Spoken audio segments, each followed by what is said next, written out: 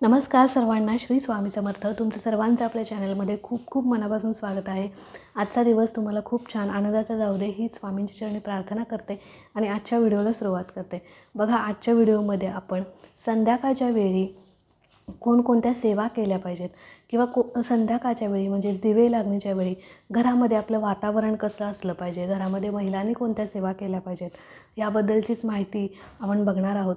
बघा, या सेवा ज्या आहेत त्या मी स्वतः माझ्या घरामध्ये रोज करते आणि या सेवा म्हणजे केल्यामुळे घरात खरंच खूप छान आणि आनंदी वातावरण राहतं, प्रसन्न वाटतं.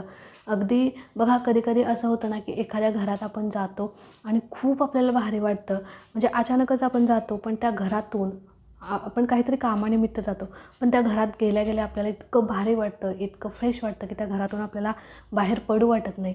पण एखाद्या घरात दुसऱ्या घरात गेल्यावर असं वाटतं की कधी एकदा त्या घरातून आपण उठून येतो आहे, त्या घरामध्ये अजिबात आपल्याला बसू वाटत नाही. तर ह्याचा दोन्हीकडे काय इफेक्ट म्हणजे काय परिणाम आहे बघा. ज्या घरात आपल्याला बसू वाटतं त्या घरामध्ये किंवा ज्या घरामध्ये आपल्याला फ्रेश वाटतं त्या घरामध्ये सेवांचा मंत्रांचा जाप होतो त्या घरामध्ये.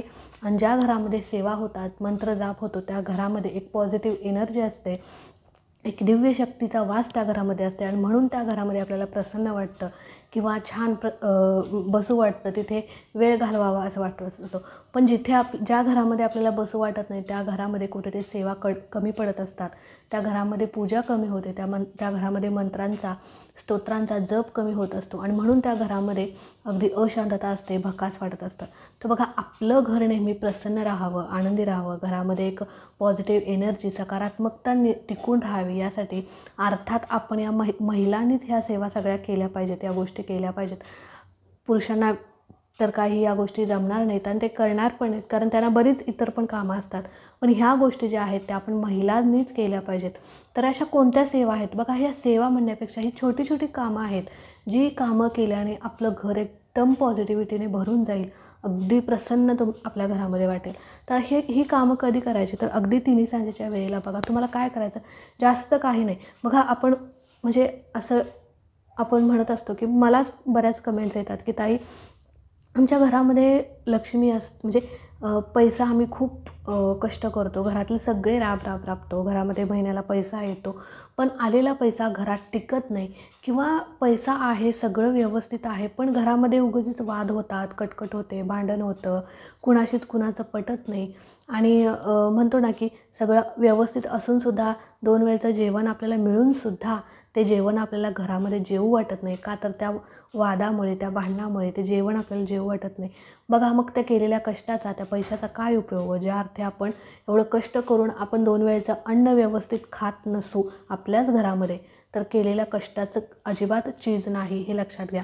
आणि हे सगळं व्यवस्थित राहण्यासाठी, आपल्या घरामध्ये सुख, शांतता, समाधान, आलेली लक्ष्मी स्थिर राहण्यासाठी, घरामध्ये आनंदी वातावरण राहण्यासाठी आपण महिलांनी दिवे लागणीला संध्याकाळच्या वेळी ह्या गोष्टी जर केल्या तर नक्कीच तुमच्या घरामध्ये एक पॉझिटिव्ह वातावरण तयार होईल. घरातली जी काही नकारात्मकता आहे, निगेटिव्हिटी आहे, ज्यामुळे तुमच्या घरामध्ये सतत वाद भांडण होतात, कटकट होते, ती सगळी निगेटिव्हिटी पळून जाईल आणि घरामध्ये सकारात्मक ऊर्जा टिकून राहील. तर आता काय करायचं, जास्ती काही करायचं नाही. बघा, आपण ज्यावेळी तिन्ही सांजेला अर्थात आपण आपलं आवरतो, आपण आपले स्वच्छपैकी हातपाय धुतो, चहाचं टायमिंग झाल्यानंतर आपण अर्थात चहा ठेवतो. मग म्हणजे आपलं डेली रुटीन जसं माझं असतं तसं मी सांगते तुम्हाला. आपण सगळ्याच महिला हे करत असतो.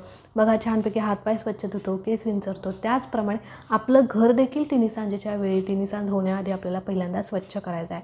चहा वगैरे पिऊन झाल्यानंतर, तुमचं आवरल्यानंतर तुम्हाला घर स्वच्छ करायचं आहे. अगदी घर म्हणजे सगळं लोटून झाडून स्वच्छ करायचं आहे. 4 ते 5 या दरम्यान तुम्हाला घरातलं लोटून काढायचं आहे, घर स्वच्छ करायचं. त्यानंतर अंगणसुद्धा तुम्हाला स्वच्छ ठेवायचं आहे. अंगणापुढे जर तुमच्या चपला असतील, काही केरकचरा असेल तर तो सुद्धा तुम्हाला काढायचा आहे. बघा, माता लक्ष्मी आपल्या घरामध्ये त्या अंगणातूनच प्रवेश करत असते आणि अंगणामध्ये जर आपण घाण ठेवलो किंवा काही कचरा ठेवलो, धूळ ठेवलो किंवा चपला असतील, चपला म्हणजे तर पहिली दरिद्री आहे, लक्षात घ्या. म्हणून तिचं स्थान जे आहे ते घराच्या बाहेर आहे.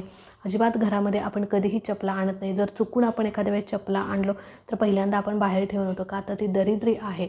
म्हणून तर चपल्या ज्या असतील तर त्या अस्ताव्यस्त पडलेल्या नकोत. त्या चपला ज्या आहेत त्या व्यवस्थित ठेवा. त्या चपलांच्यावर काहीतरी असं पेपर किंवा काहीतरी बॉक्स वगैरे झाकून ठेवा, जेणेकरून त्या चपला उघड्या अशा दिसणार नाहीत. तर अशा प्रकारे तुम्हाला स्वच्छता करायची आहे, घराची अंगणाची स्वच्छता करायची आहे. त्यानंतर तुम्हाला दिवे लागण्याच्या वेळी, आता दिवा लागणे म्हणजे काय हो, प्रदोष समय म्हणजे संध्याकाळची वेळ 6:30 ते 7:30 हा काळ खूप महत्त्वाचा आहे.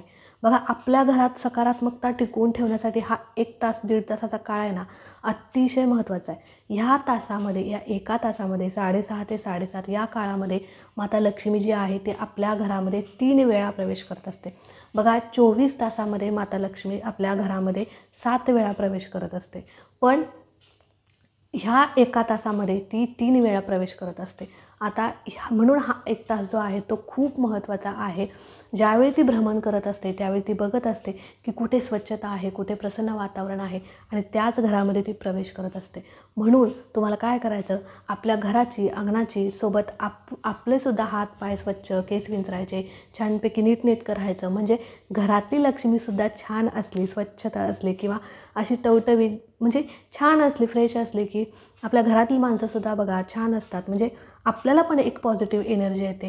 नाहीतर रोज आपण आहेच आपलं रडगाणं चालूच असतं, पण आपण स्वतःलासुद्धा व्यवस्थित ठेवलं पाहिजे, जेणेकरून आपण आपल्या घराची लक्ष्मी असतो.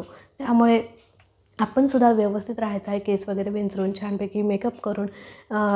त्याचबरोबर घराची स्वच्छता करायची आहे, त्यानंतर अंगणाची स्वच्छता करायची आहे.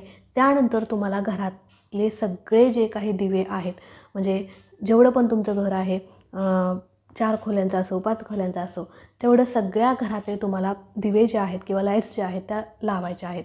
बघा, आपण काय करतो, किचनमधली एक लाईट लावतो आणि आपल्या सोफ्यातली एक लाईट म्हणजे हॉलमधली एक लाईट लावतो आणि बाकी सगळीकडे अंधार करतो, म्हणजे दिवे विझवून ठेवतो. का, तर तिथे आपण जात नाही किंवा ती रूम बंद आहे म्हणून तिथला आपण लाईट बंद ठेवतो, पण हे पूर्णपणे चुकीचं आहे. बघा, एक थोडा वेळ म्हणजे 6:30 ते 7:30 तुमच्या घराचा कोपरानकोपरा प्रकाशमय असला पाहिजे.